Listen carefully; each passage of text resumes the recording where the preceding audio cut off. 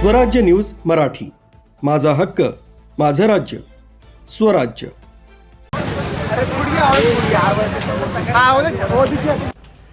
नाशिकच्या college road परिसरात बुधवारी रात्रीच्या सुमारास शॉर्ट सर्किटमुळे मोठी दुर्घटना घडली।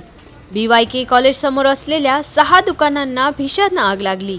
या दुर्घटनेत शहरातील प्रसिद्ध छोटू वडापाव दुकानासह जवळपास अर्धा डझन छोटी दुकाने जळून खाक झाली। ही घटना बुधवारी रात्री 10 वाजेच्या सुमारास घडली। आग इतकी भयंकर होती की बघता बघता आगीच्या ज्वाळांनी रौद्र रूप धारण केले।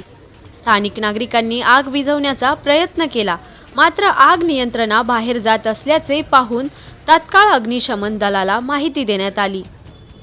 अग्निशमन दलाच्या 3 गाड्यांनी घटनास्थळी धाव घेतली। जवानांना आगीवर नियंत्रण मिळवण्यात यश आले। प्राथमिक तपासात आग लावण्याचे कारण शॉर्ट सर्किट असल्याचे सांगण्यात येत आहे। या अग्निकांडात सर्व दुकानांचे मोठे आर्थिक नुकसान झाले आहे। सुदैवाने या दुर्घटनेत कोणतीही जीवितहानी झालेली नाही।